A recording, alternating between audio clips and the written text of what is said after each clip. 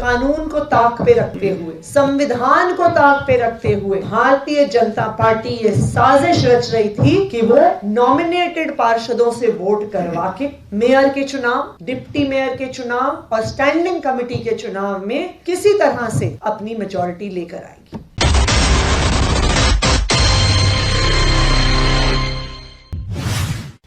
Bharatiya Janata party के भ्रष्टाचार से, भारतीय जनता पार्टी के कुशासन से दिल्ली की जनता ने परेशान होकर अपना मन बना लिया कि वो भारतीय जनता पार्टी को एमसीडी से निकालकर बाहर फेंकने वाले हैं। भारतीय जनता पार्टी ने हर संभव कोशिश कर ली कि हर पैतरा इस्तेमाल किया जाए, चाहे चुनाव को डिले करना हो, चाहे तीनों एमसीडी का यूनिफिकेशन करना हो, अपनी मन मर्जी से डिलिमिटेशन करना हो, गुजरात के चुनाव के समय पर चुनाव करवाना हो, लेकिन सब पैंतरों के बावजूद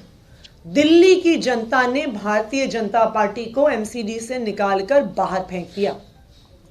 लेकिन उसके बावजूद भारतीय जनता पार्टी दिल्ली के लोगों के लोकतांत्रिक निर्णय का सम्मान ना करते हुए हर संभव तरीके से एमसीडी में बैकडोर एंट्री की कोशिश कर रही है। यह भारतीय जनता पार्टी का ट्राइड एंड टेस्टेड तरीका है कि चाहे चुनाव हारो या जीतो, किसी भी गैर कानूनी, गैर संवैधानिक तरीके से सरकार बनाने की कोशिश करो। और पिछले कई दिनों से हम देख रहे हैं कि किस तरह से गैर कानूनी, गैर संवैधानिक तरीके से मनोनीत पार्षद चुने गए, नियुक्त किए गए। किस तरह से लोकसभा, राज्यसभा, देश की हर विधानसभा का प्रेसिडेंट छोड़ते हुए सबसे सीनियर मोस्ट पार्षद जो आम आदमी पार्टी के मुकेश गोयल जी थे, उनको पीठासीन अधिकारी ना बना के भारतीय जनता पार्टी की पार्षद को पीठासीन अधिकारी बनाया गया। लेकिन आज एमसीडी में, हाउस में भारतीय जनता पार्टी ने संविधान की धज्जियां उड़ाने में कोई कसर नहीं छोड़ी और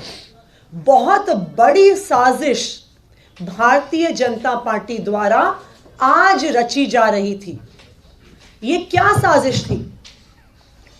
भारतीय जनता पार्टी ये कोशिश कर रही थी कि सबसे पहले नॉमिनेटेड काउंसलर्स को शपथ दिलवा के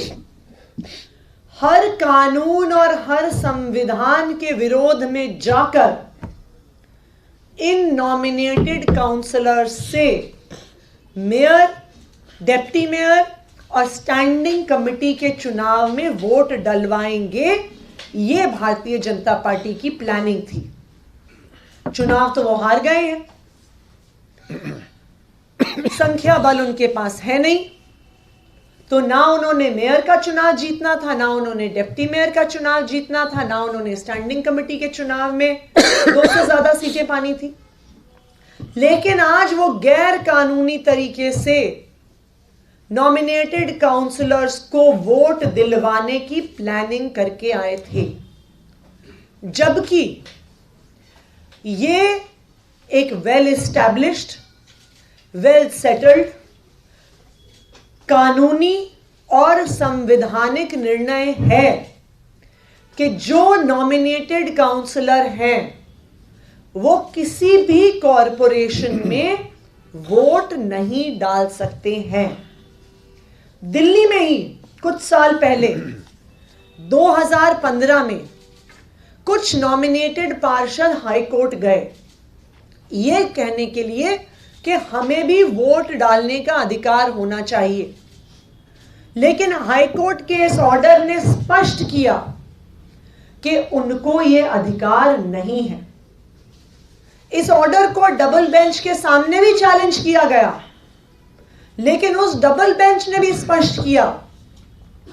कि नॉमिनेटेड काउंसलर्स को वोट डालने का अधिकार नहीं है। इस ऑर्डर ने भारत के संविधान को स्पष्ट तौर से कोट किया और यह बताया कि article 243R of the Indian constitution वो बहुत स्पष्ट ब्लैक एंड व्हाइट अक्षरों में कहता है कि कॉम्पोजिशन ऑफ द म्यूनिसिपैलिटीज में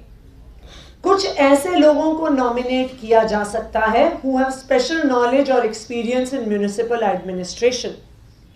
provided they shall not have the right to vote in the meetings of the municipality.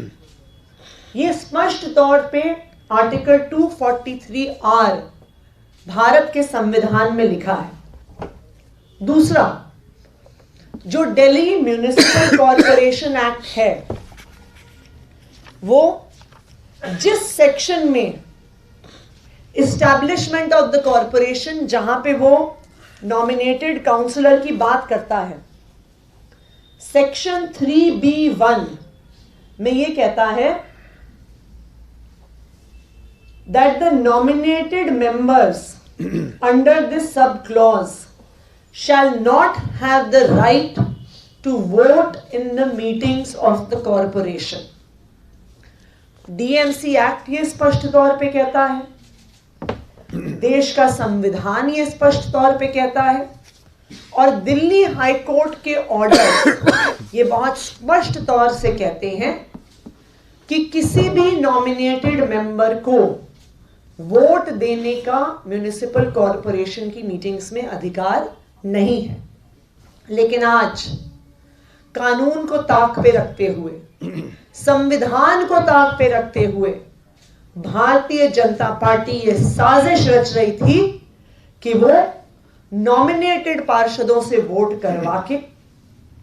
Mayor के चुनाव, डिप्टी मेयर के चुनाव और स्टैंडिंग कमेटी के चुनाव में किसी तरह से अपनी मेजॉरिटी लेकर आएगी। बाकी और भी कुछ साजिश भारतीय जनता पार्टी द्वारा रची जा रही थी।